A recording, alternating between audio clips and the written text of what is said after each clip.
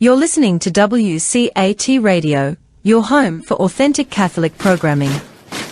Welcome to WCAT Radio and TV. I'm your host, Kiki Latimer, and author of Home for the Homily, amongst several other books. And today I have with us Roger Skrenes, who's going to talk about his very interesting book, Signs of Resurrection. And so welcome to the show. And Roger, if you could start us off with a prayer, that would be wonderful. Or just a little small one. In the name of the Father, Son, and the Holy Spirit. Amen. Glory be to the Father, to the Son, to the Holy Spirit, as it was now, as it was in the beginning, is now, and ever shall be, world without end. Amen. Amen. Son, Thank Holy you. Spirit. Okay. Well, welcome to the Catholic Bookworm. Well, thank you. Well, nice to meet you. so far away. Where are you exactly? I'm in Rhode Island. Oh, Rhode Island. Okay. I'm in southern part of Rhode Island, out in the boonies here, Hope Valley. Wow. And you are on the other side of the country. Yeah. We're being rained on pretty heavy out here. Yes. So whereabouts in California are you? I'm in Irvine, which is it's in Orange County, a suburb of Los Angeles. Yes. So you're getting plenty of rain. Oh yeah, we got 7.5 inches of rain this month, which is half of what we get on the whole year. Yeah. What a crazy weather system. Yeah. Been But watching the weather. Yeah, it hasn't really been a big problem though, because it seems like it rains and then it stops raining for a little while and then it rains again. It gives the ground time to absorb the water, so it's pretty nice, actually. You've needed rain for so long. Oh, yeah. We really need it. I mean, the big reservoirs are filling up, which is wonderful. I just thank some friends up in Northern California for providing my drinking water for next summer, because we were getting down to the bottom of the bathtub, so to speak, Yeah. Well, it's certainly a sign of resurrection. We need water. You folks definitely need water out there. You're a desert. Yes. Yeah. Parched land is a sign of death, and rain is a sign of resurrection. I always say that God is baptizing the world, So anyway, this book, like I was saying, is an unusual book because I didn't start out writing a book called Signs of Resurrection. This is back in the 90s, and I started seeing models, like incidents that look like death, and then there would be the complement of resurrection. For example, like you get sick for 3 days or 4 days, maybe the doctor gives you an antibiotic, and 3 or 4 days later, you're up on your feet. So you have the sickness was a sign of death, and being back on your feet again is a sign of resurrection. So I kept seeing these things. I don't know, they just keep occurring to me. And so one day I said, well, maybe I should write these things down. So I wrote down every time I had a different insight. I wrote it down on an 8x11 piece of paper, and I put it all in a folder. And it went on I have roughly in the book about 100 of these signs of death and resurrection. Actually, about 75 of those and about 25 other things, which I'll talk somewhat about. But it ended up, then I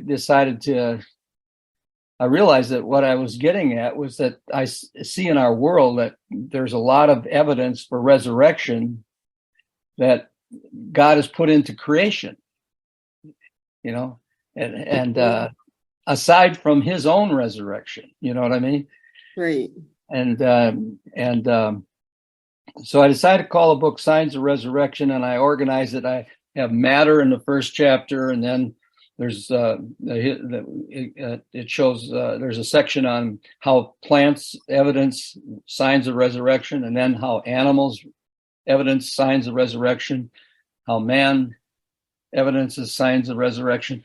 And the last chapter is on Christ himself. It's an insight into resurrection in the New Testament itself. So that's how the book got to be written. I could start giving you some examples if you like. Well, of course, most people's favorite is always the butterfly.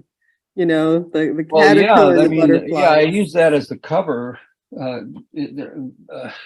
see, it's can I get that up there, all in there? Oh, that's nice. That's the Yeah, I new. haven't seen, I've read the book. I mean, I've looked through the book. I loved it. And, but mine was an electronic copy, so I didn't get to see the cover. Oh So yeah, yeah. That they did this. Well, they had one before that, and I asked them to change it because I wanted it very distinct. Because the butterfly, I mean, the caterpillar body of a butterfly is not just a blob. There's a mouth, there's eyes, can you digestive hold it up a tract. little bit more? Oh, sure. There we I wish go. I could. I wish I could the whole thing, but just there's only a part of. Can you see all that? Yeah, yeah. Very Oh, I nice. see. I can get back a little further, then you can see it better. Yeah. But there's 100 different kinds of butterflies, at least the species. Yeah. And they all go through this, and the caterpillar is a very distinct body and structure. And then in a short, and then they weave this structure around themselves, chrysalis, and it's like a casket. It's kind of like a tomb. And then in a small amount of time, they transform into a butterfly, which is an incredible thing when you think about it. It's amazing. Yeah. Yeah. When my children were little, when we were homeschooling, we would look for monarch butterfly eggs. Yeah. And then we would feed them the milkweed leaves, and then we would watch them go into the chrysalis for a couple of weeks. And it was just an amazing thing to see them come out, a butterfly. Yeah. Well, it's I guess I'd like to start, if we're going to go through the book, I'd like to start at the beginning and with matter, because an awful lot of people in the world today are materialists. They basically believe that everything is matter, and that's all there is. There isn't anything you can't see. There isn't any spiritual things. There isn't any angels. Everything is just about matter. And when we leave behind our bodies, that's the end of it. The story is over.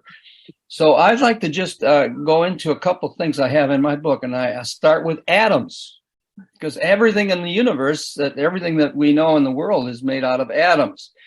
So the story goes something like this. About 150 years ago, we knew nothing about atoms, nothing about the atom, zero. I mean, they thought it was like a billiard ball. That was all. They didn't know anything about it. And then along came James Clerk Maxwell in 1864, and he was a mathematical physicist, and he wrote 4 equations that explained that electricity and magnetism were 2 sides of the same thing. And he also, in his calculations, realized that light was an electromagnetic wave. That was 1864. And then in 1897, we have Thomson in England discovering the electron. That's the first particle in an atom that we knew about, the electron. And 7 or 8 years later, in 1905, Einstein said that the light was not just a wave, but it was a particle. It was the photon particle. And he got a Nobel Prize in 1921 for that paper. He wrote other papers in that year. It was an amazing year of things that he discovered. But the photoelectric effect was what I'm talking about. And then, but still, nobody knew really what the structure of that the atom was. That's all they knew at that time. But in 1911, Rutherford, a scientist from New Zealand who was working in England with a couple of graduate students, they did an experiment, the gold leaf experiment. I'm sure you've heard of it. You know what aluminum foil is. Yeah. They took gold atoms and made a foil structure like aluminum foil, and then they decided to shoot small particles radiated from like particles that came from radium, or alpha particles was what the name that they used of the particles, and they shot them through this gold foil, and they expected they expected maybe the gold foil would just stop the radiated particles, but actually they were shocked. All the particles went straight through the gold foil, hardly hit anything. Every once in a while, one would veer off to the left or one would veer off to the right. And very rarely, one would come right back at them. It would hit one of the gold atoms directly and come right back at them. And Rutherford, from this experiment, postulated that the atom consisted of a small nucleus, very small nucleus. Actually, the atom, he said, was mostly empty space, and it is. It's mostly empty space. But in the very center is a small positively charged nucleus. If you compare this with a football field, on the center of the football field at the 50-yard line, you'd have a structure about the size of a tennis ball. That's your nucleus.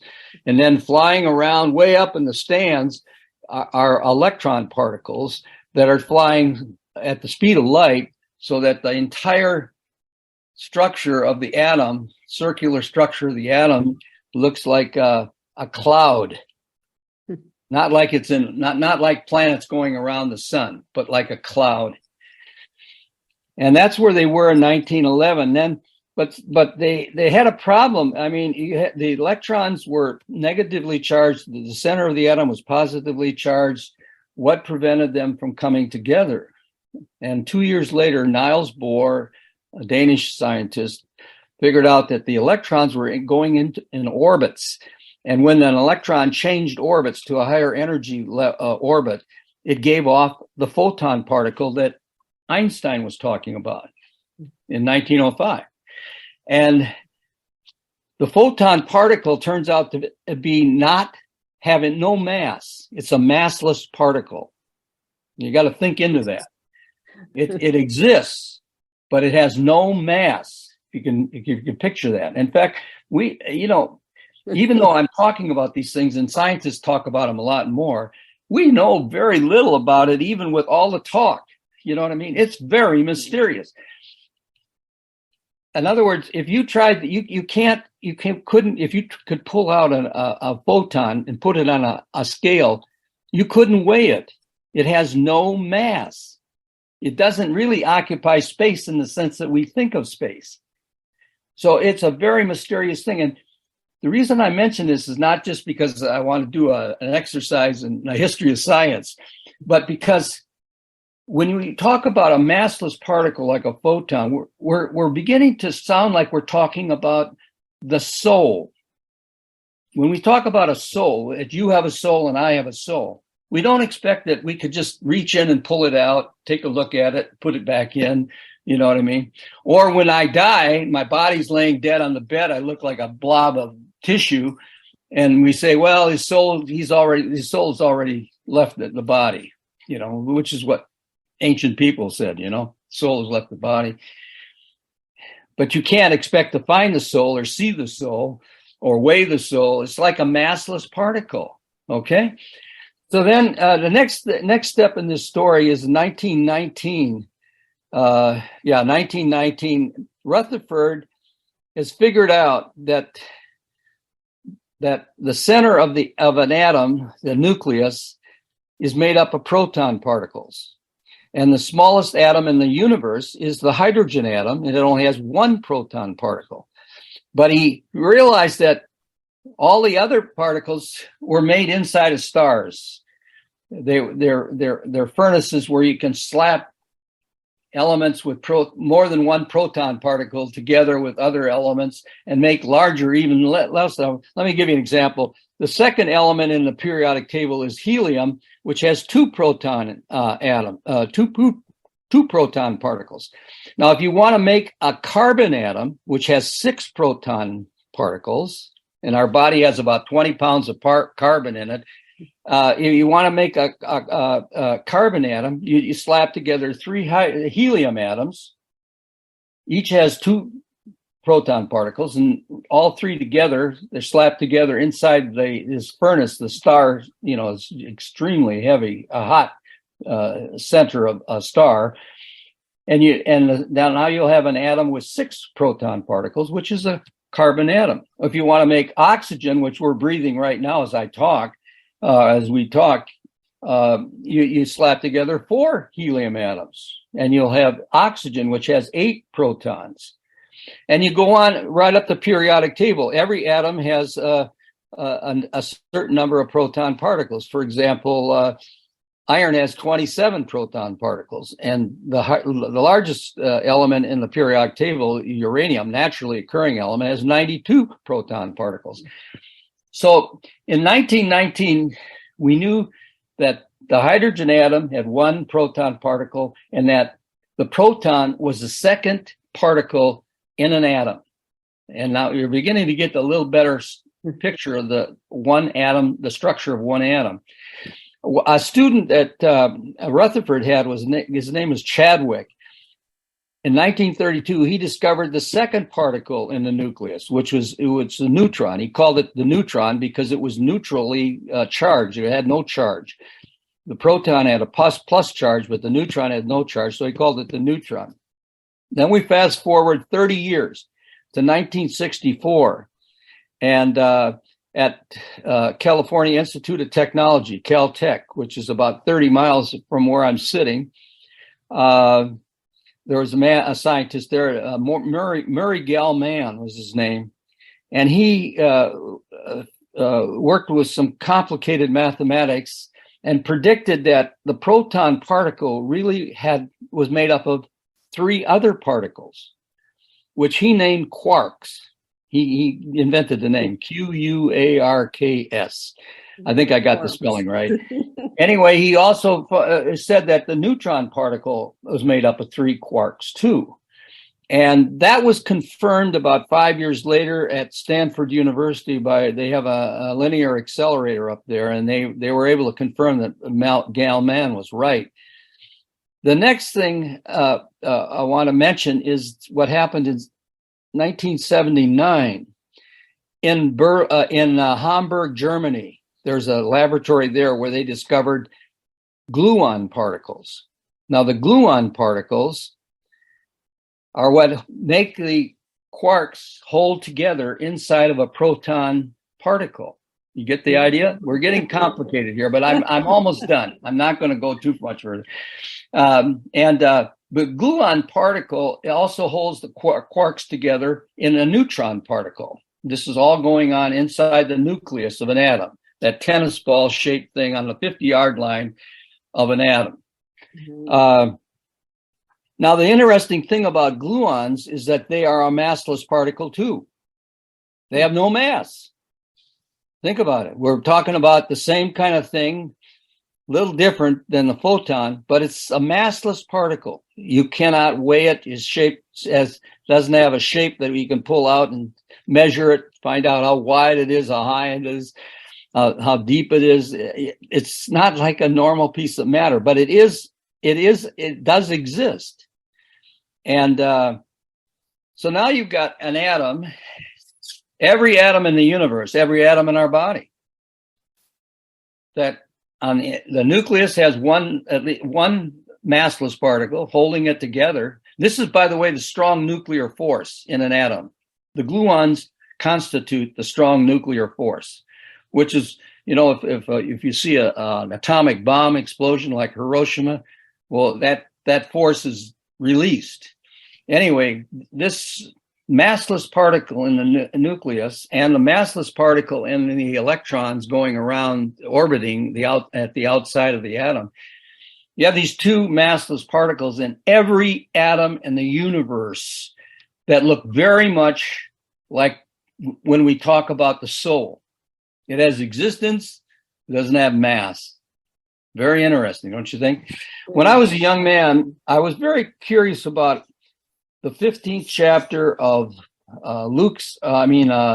Paul's letter to the Corinthians. He wrote this letter in 53 AD, 20 years after the resurrection. He had started a community in Corinth, and he was talking about our resurrection, the resurrection of human beings.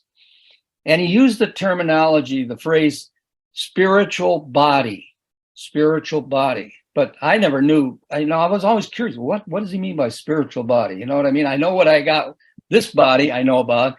I'm not sure I know what a spiritual body is. And he never said it. He didn't know it himself, but he had the insight to coin this notion, this idea.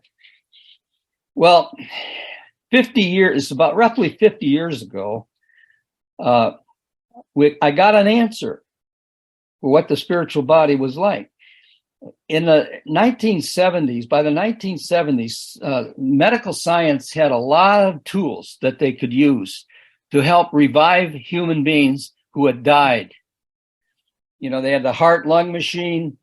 They had an electrical device that would shock the heart, make it beat again, start it beating again. They had liquid oxygen that they could give people 100% oxygen to try to get their breathing going again. There are other things that they had. And so about in the 1970s, we have the very interesting thing happening. And this happened earlier in history, but it was so rare that nobody paid much attention to it, or they thought that whoever said that they had died and come back to life, that they were kind of kooky. You know what I mean? You don't really take them seriously. But doctors had to start taking things seriously, because what happened is, you know, they had examples of people who were dead for 5 minutes and they revived them.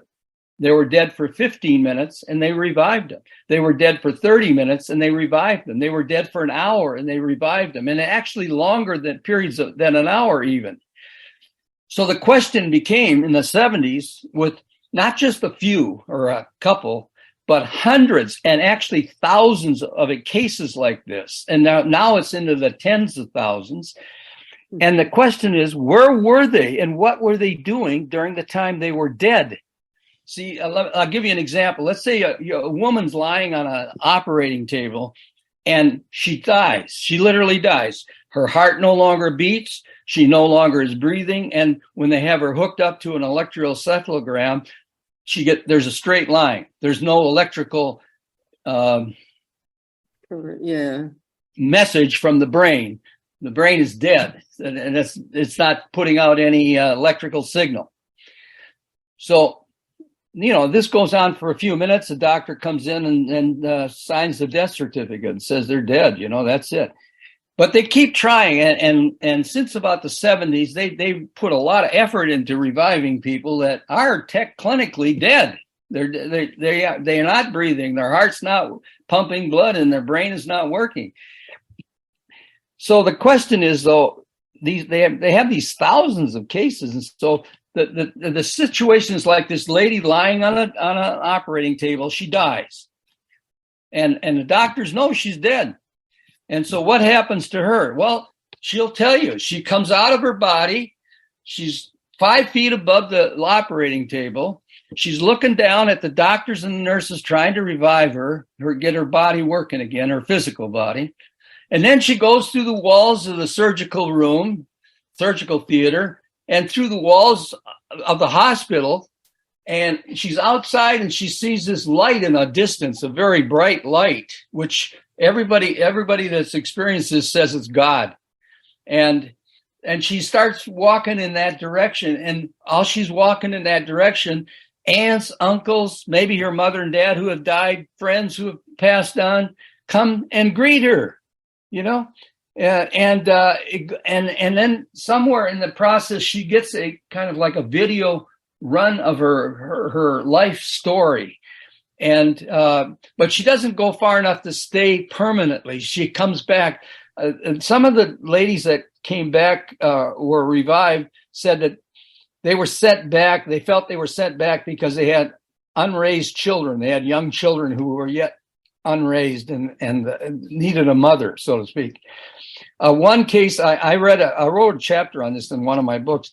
One case was where a young lady was in her teenage years and she got killed in an accident, and she's walking toward this light, and this young man comes up to her and says, "I'm your brother." And it's amazing story. Anyway, this little boy had died before she was born. And then she was born, so the parents didn't tell her that she had a little brother who had died before she was born. They didn't want to disturb her. So they never told her that she had a brother. Another example was there was a lady who came back, and she was so she couldn't believe that all this had happened to her, and she kept telling the nurse, and the nurse was getting ticked off. The nurse wasn't a believer, and she thought this woman was just a kook. And so finally, the lady, the patient who had been revived, pulled the nurse over and said, "Look, I want you to do something for me. I want you to walk down the hall, take the elevator up to the 3rd floor, then walk down that hall, and you'll find a big window, and it overlooks the roof. And about 2/3 of the way across the roof, you'll see a red tennis shoe. Just one. There's only one." And she did that, of course, and the nurse found out the lady was telling the truth. She had been there. She had gone through. She had seen it from above, So what I'm trying to say here is now we got massless particles in every atom in the universe, including every atom in our body. We have a very deep insight, I think, into the structure or the reality of the soul. And now we have examples of what Paul knew was true, but he couldn't prove it at his time, that we have a spiritual body, that we're not just hanging loose. So these, by the way, the second one I have in my book, I called it short-term death, I think. I called it short-term death. Yeah, short-term death. I didn't call it. Sometimes you'll see it referred to as out-of-body consciousness. Sometimes they refer to it as near-death experiences. There are whole books written by scientists on this subject. This is not just an untrained. There was a well-known one there was a neuroscientist who died. Yeah, there's one in Harvard University that, not died. Yeah, well, that's right. He had this near-death experience and became a near-death experience, and he was clinically dead, and he came back and he wrote about what happened. Right. I know what you're referring to. I can't remember the title of the book, but actually, but that's just one of there are a number of them out there. If you Google it, you'll see. But anyway, these are 2 examples from my book of the 100. And I think they're important because a lot of there are too many people running around that think that material things are not as real, and things that we can't see, like souls, spirits, and so forth, are less real. And I'll give you another example. This is in my section on matter. James Clerk Maxwell wrote these 4 differential equations, and he said that the wavelength of electromagnetic wavelength was very small at one end, and the wavelength of the electromagnetic wavelength was very large at the other end. Well, you know the story. They found Röntgen in Germany found out that the very short wavelengths of electromagnetic wavelength, it was X-rays, what we call today X-rays, and of course we have X-ray machines. And then Marconi and other people too, but Marconi was one of them, who used the large wavelengths, as large as a room, which we now call radio waves, to send. He used them to send dots and dashes across the Atlantic Ocean. And he got that far. He actually started off with just a mile away, but within a few years, 4 or 5 years, he was doing it across the North Atlantic from Europe to North America. And today, right now, as we're talking, we're sending messages, and this is very mysterious. I mean, we're talking about electromagnetic radiation, and yet you're looking at me and I'm looking at you. Around us are a lot of people. We can't see them. They're being carried in electromagnetic radio waves. Now, what does that mean? I mean, I'm asking you. I mean, Miss Scientist, tell me what a radio wave is doing carrying a personality like a news reporter. Right. Or a speech from the president or from the Pope over there in Rome. How's that being done? I mean, how do you explain that in ordinary terms, in matter terms? See, it's very mysterious stuff we're talking about here. There's another one I want to talk about with you. And then I'll get off this kick because I've been thinking about this. I might write a book about this stuff. But anyway, water. When I wrote a book on the Trinity, and I did models of the Trinity, something like 75 models of the Trinity in everyday life around us. One of the models I used was water. And I remember somebody said, "You can't compare the Trinity with water. Are you crazy?" Well, I think you can. And I'll just briefly tell you, you got ice is like God the Father, started staying in one place and anchoring things. And you got running water like Jesus. He's out in the world all over the place, running, doing things. And then you've got water that's invisible in the air around us. We call it humidity. And that's the Holy Spirit. Now, a lot of people think that steam in a bathroom is gaseous water. It isn't. Steam in a bathroom is liquid water. The water I'm talking about is in the room right around you. We say that the air is holding 25%. It has humidity of 25%. That means it's only holding 25% of the water it can hold. But all around us, all over this planet, water in the form of steam is invisible, and it's around us all the time. So that's the Holy Spirit. So then I was thinking in this book here, I used water as a sign of death and resurrection. You have, liquid water, and then it becomes slushy. It gets cold and it starts becoming slushy. It's like liquid water is like the summer season. Fall season would be less slushy water. Wintertime comes, the water is frozen. Springtime comes, the water is thawed again, and it's running again. Yeah. So you have a sign of death at wintertime. And I grew up in Wisconsin, and we talked about the dead of winter. It's the dead of winter, and we meant it. You look around and the ground is covered with ice and snow, and it's cold, and it is a dead of winter. That means December, January, and February, essentially. Mm-hmm. And then spring comes and everything starts growing again, and everything springs up. It's a sign of resurrection. Well, I want to just talk about water in terms of this mysterious thing we call resurrection. We know that if you're 100-pound woman, and a lot of women who aren't overweight are around 100 pounds. If you're a 100-pound woman, 70 pounds of your weight is water. 70 pounds of your body weight is water, H2O. You have two hydrogen atoms hooked together, one oxygen atom, that's the water molecule. So we know where the oxygen atom comes from. It's made inside of stars, where, like I said, you could take 4 helium atoms, each having 2 protons, slap them together, and you'd have an oxygen atom with 8 protons. Most of the elements that we have on a periodic table were created inside of stars. But what about hydrogen? Hydrogen exists. It only has 1 proton. You don't make hydrogen in stars. Hydrogen, which makes up about if you're a 100-pound woman and you have 70 pounds of water, you have about 9 pounds of hydrogen atoms in that water that we're talking about in your body. Those atoms were made in the Big Bang by God himself. And you might say, I can just see some physicists saying, "Oh, you can't say that. You can't say that."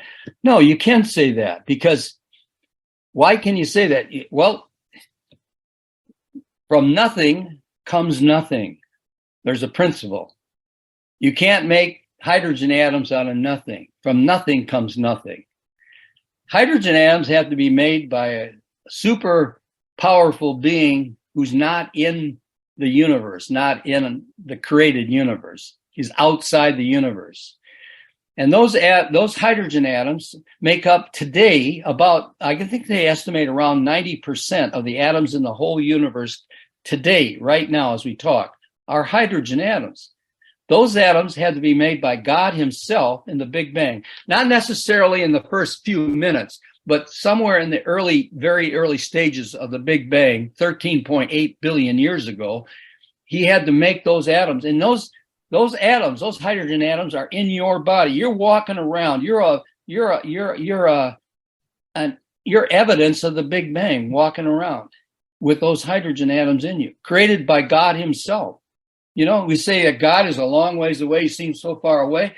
Well, we're not only carrying hydrogen atoms that are in water. Hydrogen atoms are in proteins, they're in carbohydrates, and they're in fats. They're all over our body. And so we're walking evidence that God does his work and does it very well. I mean, that was 13.8 billion years ago, you know. So this is another very mysterious thing that as a sign of resurrection. It's a sign of resurrection in our life. So anyway, those are a couple of things I wanted to mention at the beginning. Now that's in the first part of my book. There's other examples of things in the first part of the book. We're not going to have time to go into them, but then I like, for example, here's one that I like. We see this every single day. This is all about. I call it sunrise. Can you see it? Yes, sunrise. Yeah, you have this on the left side. You have the sunshine in an ordinary day, like it right now. We're getting sun today here in Los Angeles, and it looks beautiful. And then about 5 o'clock or about 4 o'clock, the sun is going down. You see the little boy watching the sun go down. In the second picture, it's like the fall season, so to speak, in the year. And then the sun is gone and it's dark, and that's a sign of death. And then the next morning, guess what? The sun is back. It's a sign of resurrection, right? Now, God has given us that sign of death and resurrection, darkness and light, 365 times a year. You don't think he's trying to tell us something? I mean, that's just another one on my sheet here. I have a couple of them that I do on that because it's so profound. This one here is on shows you the position, what looks like the position of the sun as it rises and then sets and then disappears. It's just a different way of looking at things. And then, of course, the real truth is that the sun doesn't rise or fall. The earth is just turning toward the sun or turning away from the sun. If it's turned toward the sun, we got daylight. And if it's turned away from the sun, we got darkness. So it's a very profound thing that we experience all the time. We don't think that much about it. Okay. So if you have any questions, I'm done with the first part of the book here. Actually, there's a lot more in it but the second part of the book has to do with plants. And since how much time have we used up so far? Do you know? Probably about a half hour. I'm trying to think. We started maybe quarter after. Oh yeah. You know, we had a funny situation here I worked in Cromwell, Connecticut at the seminary, and we had we have a lot of Vietnamese that come, and there was a group of Vietnamese nuns that came during the winter time, and they saw all these dead trees. Oh yeah. And they wrote home that there must have been some kind of ecological disaster in the area because every tree in the area was dead. It had no leaves on it. No leaves on it, dead trees. And deciduous trees. Very strange. They didn't know what had happened, but they were sure something had happened because, of course, they don't have spring, summer, winter, fall in Vietnam. And they were that is really funny. And they said in the spring, they were utterly amazed in the spring to see these trees come back to life. Start blooming with flowers and leaves. And it was just shocking to them to see that. Yeah. Well, actually, I have one of my sheets on the part with the plants is about that topic. I don't know. Can you see that? Yep. The leaves. It starts on the left side with with the summer, the trees full of leaves, and then you get in the fall, the leaves start turning colors and dropping off the plant, and then in wintertime, the leaves are all gone. I think they're all gone. Yeah. It really is an amazing process to see. Oh, it is. It's winter here now, and I look out there, and it's just hard to believe that, in a few months, everything will be green again. Yeah, actually, there's the resurrection part right here. Yeah. And it does springtime, definitely, especially if you live in areas that get a really hard winter. Springtime Absolutely. really feels like resurrection. Yeah, it's very clear, isn't it? Yeah, here in Los Angeles, I've been here since, I don't know, I've been here so many years, 50 years or something like that. I've never seen a drop of snow in Los Angeles, not one single snowfall or nothing. Now, you can go outside of Los Angeles in a place called, I don't know if you know about Big Bear. Have you ever heard of that? Or Lake Arrowhead? It's up in the mountains. It's only about less than an hour from where I'm sitting right now, but you will find snow up there. Yeah. But not down here, not in the valley, not in Los Angeles and Orange County proper, where all the people live. No, it's never been any snow. Yeah. But yeah, that is funny. That is a good example. That is very interesting. Yeah. Well, another thing, I have all kinds of things here. One of the things that I liked years ago, Paul in his writings in the New Testament, again in that 1 Corinthians 15, he talks about seeds. You take a seed. A corn, what a little corn seed looks like. It's a body in its own way. It doesn't crawl around or anything like a caterpillar, but it is a body, and you put it into the ground. You bury it just like a cemetery. You put it in the ground, and lo and behold, a 6-foot corn plant comes up. Which is an amazing thing when you think about it. You take a tomato seed, put it into the ground, and you get a tomato plant. You take a rose bush, put the rose seed into the ground, up comes a rose bush. It doesn't come up. It doesn't support the idea that we have more than one life form, that, you're going to die and then there'll be another you and then another you and then another you. Just one rose seed produces one rose plant. That's you. So I was always very impressed by this. I have a sheet. One of my models is this one here, and it's just basically tells you what I just told you. You put the seed into the ground. That's like being buried, and then up comes the corn plant, which is like us in the resurrection. So you have the death and resurrection again. But that was always something that impressed me, and that's. But I used other things too. For example, in this section, I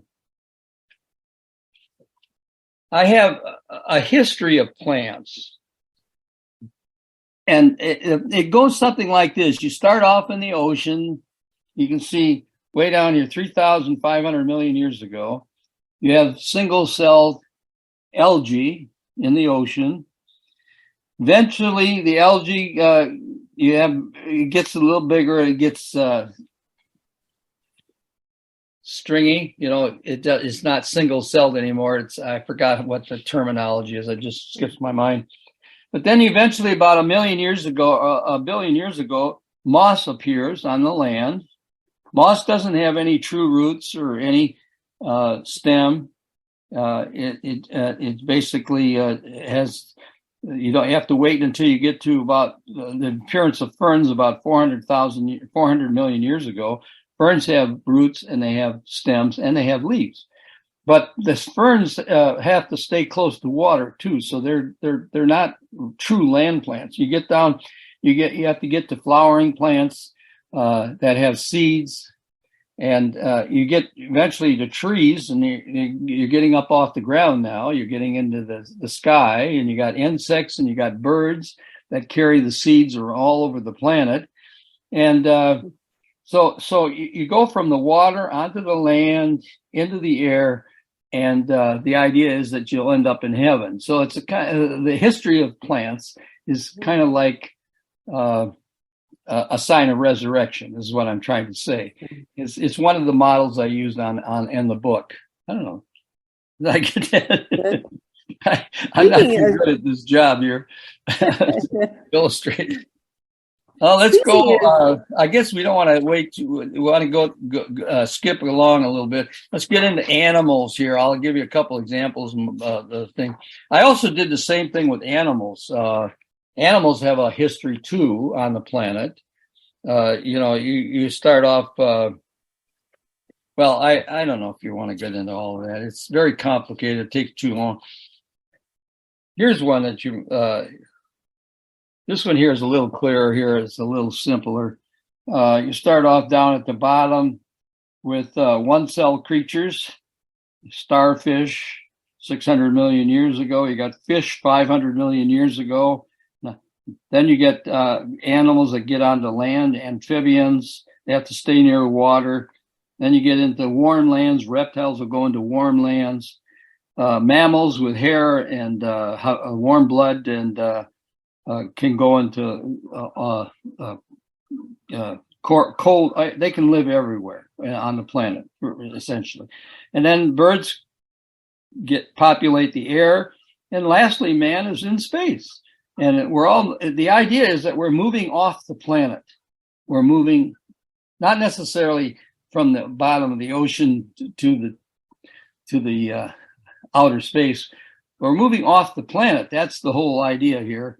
And it's a sign of resurrection. We're headed to Mars, aren't we? Headed to Mars now? That's what they say. I wonder what good it's going to do to get there. I mean, living in a box, you can't breathe oxygen. I don't know. I don't know. Sometimes things work out and surprise me. I hope that's right. Let me see. I'll give you a couple. Okay, we talked about butterflies, which are interesting. One thing, honeybees help us with 30% of our food plants that we use as human beings. And a lot of people don't know that honeybees actually have two bodies also. There's a grub body inside. You see that second picture, there's a grub body of a honeybee. And before it transforms into the adult body, the one we think of as the flying body of the honeybee. And I mentioned the fact that there are 12,000 different kinds of bees, different species of bees that go through this. But anyway, inside the hive, the worker bees will put a top on the cell, on the grub cell, before it transforms into the adult phase. It's kind of like a butterfly. It's a little bit different, but not too much different. But anyway, you have the same structure from of moving out from one body into the next body.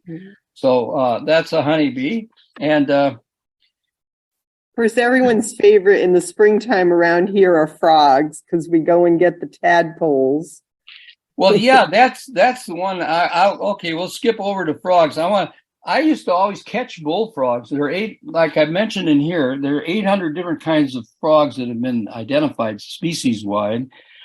They do all have the same basic structure. They have a tadpole body with a mouth and eyes, and they have a tail to move around, breathing pore on their bodies. And like a bullfrog, it will live like a tadpole for about 2 years. And then in a period of 10 days, it transforms from the tadpole body into the frog body. We used to catch these back in Wisconsin. When I was a little boy, we used to catch them. And so I was always interested in the bullfrogs. And I used to work at a restaurant in Madison. It was a really fancy restaurant. And we would cook frogs' legs. They actually were on the menu. You could order frogs' legs. But here's a frog that a lot of people don't know about. You ever heard of this frog? The wood frog. The wood frog is actually a frog that lives in North America, but it's not well known. But what is interesting about this frog, from October to March, it actually is frozen, literally solid frozen. It has no heartbeat. and no breath for 4 months. And yet in the springtime, it's back. Now that's amazing, don't you think? It is amazing. That's good, Frog. You can Google this and they'll tell you more about it. But that's an interesting one right there. That's Death and Resurrection. It's about as close as I can get to it or want to get to it right now. Anyway, let's see what else I got here for you. Oh, well, turtles. I have this friend Richard he's a friend of mine, and I live on a pond, so we see a lot of frogs and turtles, and it does freeze in the winter. Yeah. Oh, you mean you can walk across your pond? Yeah, but also the critters. I mean, the frogs and the turtles are pretty buried down in the mud. Well, that's it. That's what this sheet here is about. He couldn't figure out why there were no turtles in the winter months, And the fact is, they're down in there in the mud, like literally hibernating. Yeah. That's what they do. Yeah. And then the next spring they're up again and back at it. So anyway, so let's see if there's anything else I want to show you here. Chipmunks, one of my favorite. I used to catch chipmunks up when I go up to Lake Louise up in Banff, Lake Louise in Canada. There are a lot of chipmunks up there. Anyway, chipmunks like that. They hibernate too. Oh, and I should mention bears. I like bears. Here's one on my sheet on bears. Bears hibernate. They don't tend to be fully hibernated. It's not the kind of thing you want to walk in if a bear is sleeping in the middle of winter and tap him on the shoulder, because he might just wake up and attack you, But they do sleep during the winter months, pretty much. I have one on the polar bear. The polar bear mother actually has her babies in the middle of winter when she's sleeping. And when she wakes up, the babies are ready to go. They're ready to. Amazing. Yeah, isn't it amazing? Yeah. Anyway, this sheet here shows you, shows you the structure of how the polar bear works. And the winter months, the season of death is the winter when they're hibernating, and then the next spring they wake up and they have new life, and the new life is their babies, and the fact that they're still with us. That's amazing. It's amazing to see everything wake up in the spring when you live in a place where you really get deep, full winter. Yes, that's right. Yeah. I lived. I grew up in Madison, Wisconsin. I was there over 20 years, and I came out to visit my uncle who's lived out here in Los Angeles. He asked me to come out one summer. I started working for him. He had a plumbing business, and then I started going to college out here. Took a couple of courses in college, and one thing led to another, and I never got out. I never went back to Madison, but my kids are out here, so I'm pretty well locked in now. But yep. Anyway, here's another one that all ladies would appreciate. Going through a pregnancy and having the baby is like an experience of death. It's not quite like death because you're awake, but it is a very traumatic time. I remember. When my first daughter was born, I went in to see my wife, who was in labor, and I did not want to have that experience after seeing her. Yeah. So, and then of course you have new life when you come out. It's a sign of resurrection. It's not only you are that okay, but you have a new, complete new human being, which is an extraordinary example, I think, of resurrection. So for sure. Yeah. So there's another one is hunger. We also all have experienced hunger, and most of us haven't experienced hunger like some people in the eastern parts of the planet, where you're really hungry. You know what I mean? And for days on end, that kind of a thing. But all of us have experienced enough hunger to know that it's a death-like experience if you're really hungry. You know what I mean? And having a nice meal is a resurrection-like experience. Get you back feeling good and everything starts working properly again. I had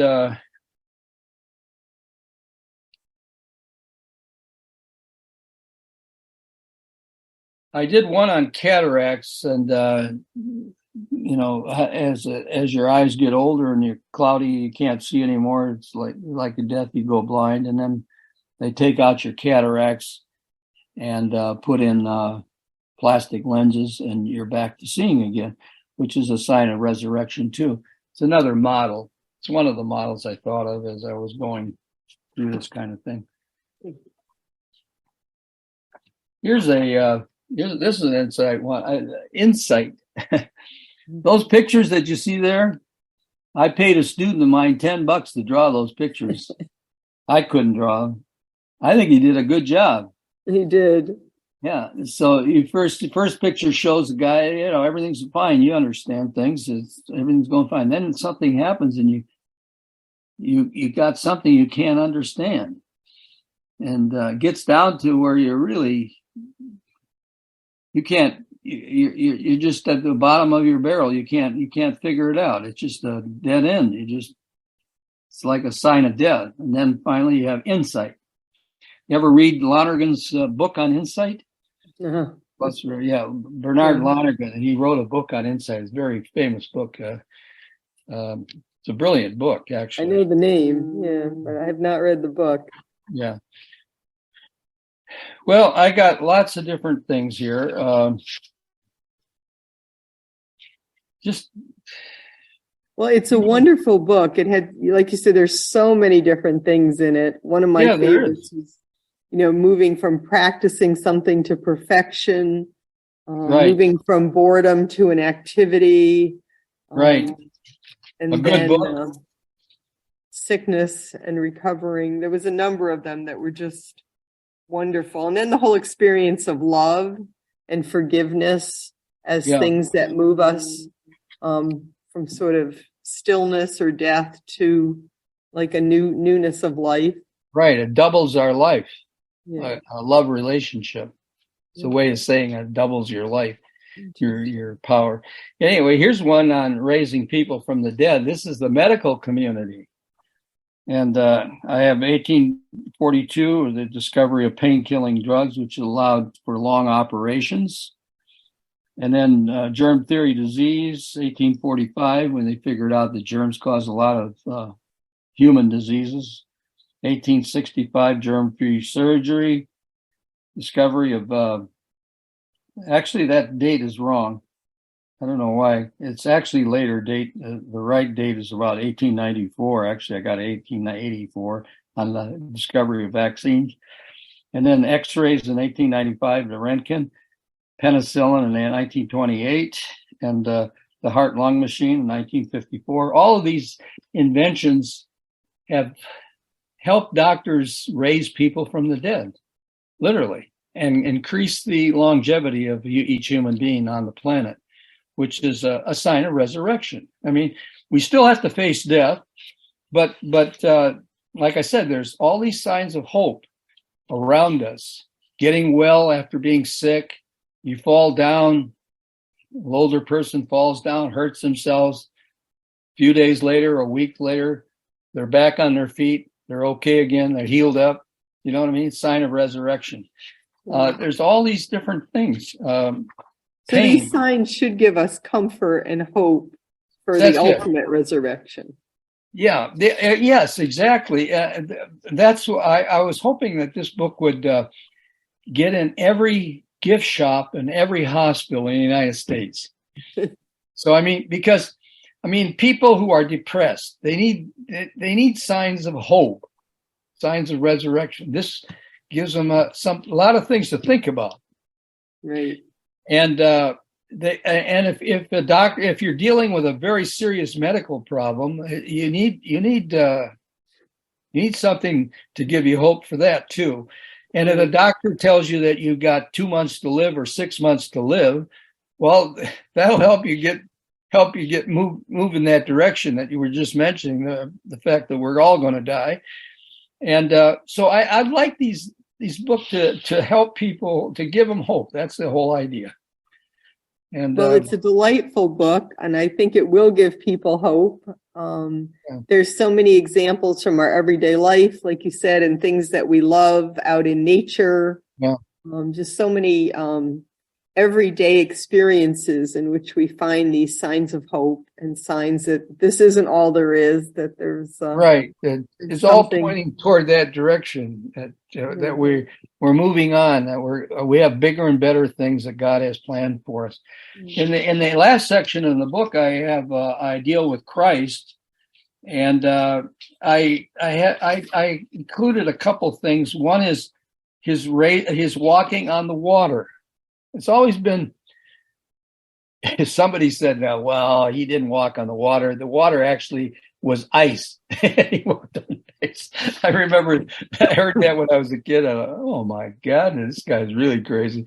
But anyway, walking on the water shows that he has power over water. And we have a lot of water in our bodies. And that always struck me as interesting, and then I included that in that section on Christ as just an example of his power over water, because our bodies are so much made out of water. And then I also have an example of his raising the widow's son. The widow's son, she's a widow. She has only one son. And he took pity on her and raised this guy from the dead. He was going to the graveyard at the time. It's in Luke 7, chapter 7 in Luke. And so I included that one. And then, of course, I included the resurrection of Christ himself as a way of explaining to us in his own terms how this works and where we're ultimately heading in the direction of our life. So that's the story pretty much. I think we just about run out of time, haven't we? We're getting close. So I'm just curious, there's a lot of science obviously connected with this book. Is that your background? Well, I have an undergraduate science major, and I've always been interested in science. Well, a lot of this stuff I think came from the fact that I taught in public schools for over 30 years, and I wanted to make my classes relevant to the students. I taught a lot of history. I did teach other things during the Vietnam War. I taught math and science, as a matter of fact, so I didn't have to go to shoot people in Vietnam, But I did mostly. I have almost a doctorate in history, and the books in history are unusual now. They're filled primarily with wars and politics, the history of wars and history of politics. There's hardly anything on the history of technology and hardly anything on the history of science. Kids use watch the television set every day. They don't know where it came from. They listen to the radio. They used to carry boom boxes around, the radios. They don't know where the radio came from. They have cell phones. They don't know where they came from. Ask them where the internet comes from. I'll bet you won't get an answer that makes any sense. So I always taught. I wrote a couple of books while I was teaching, literally, because the information I wanted to teach my students was not in the books, a lot of it. So in order to complement the books, I would write the history of the radio, the history of the television. I did hundreds of those sheets and would give them to my students, and it would be part of their workload. And so that's where a lot of these. Oh, and I also wanted to teach about God. I don't believe that God should be kept out of the public school. I used to teach. I did a lot of these things. I actually taught in my classroom. Some of them I taught literally would talk to the kids about. Others I actually produced sheets that I gave them that some people might think that are too religious, and they might have been a little bit more religious than normal, but a lot of these I conceived of when I was teaching. So that's the background story. I think the fact that I started seeing these signs of resurrection and writing them down came from my work that over the period of 3 or 4 or 5 decades, Wonderful. So that's the answer to your question. Well, the book is wonderful. I think it will bring hope. It's Signs of Resurrection. You want to hold it up there once more so we can see the one that this is the one that you can buy on Amazon.com. It's well worth anybody's time, I think, to just look at all the different models. Not because I wrote the book. These models are God's models. He created these things. I just recorded them. I was like a newspaper reporter. You know what I mean? I'm reporting them, but basically they don't belong to me. They're really something that God himself put into our world.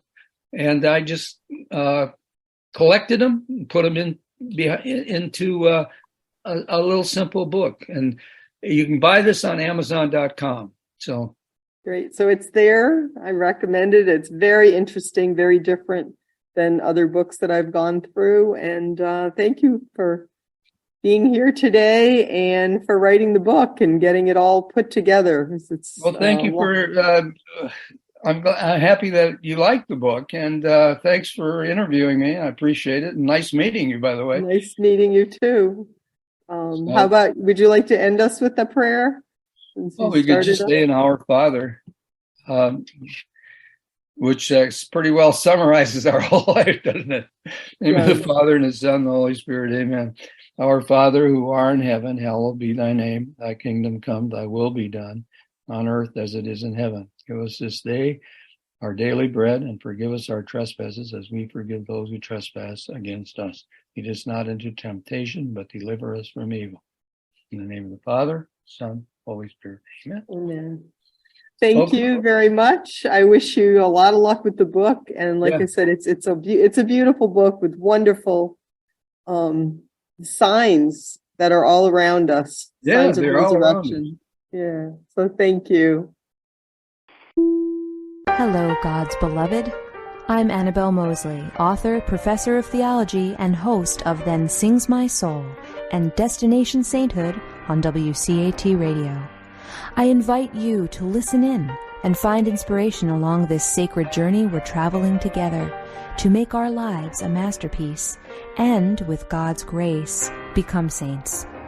Join me, Annabelle Mosley, for Then Sings My Soul and Destination Sainthood on WCAT Radio. God bless you. Remember, you're never alone. God is always with you.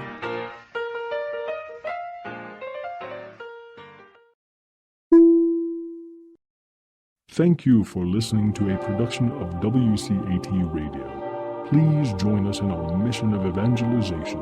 And don't forget, love lifts up when knowledge takes flight.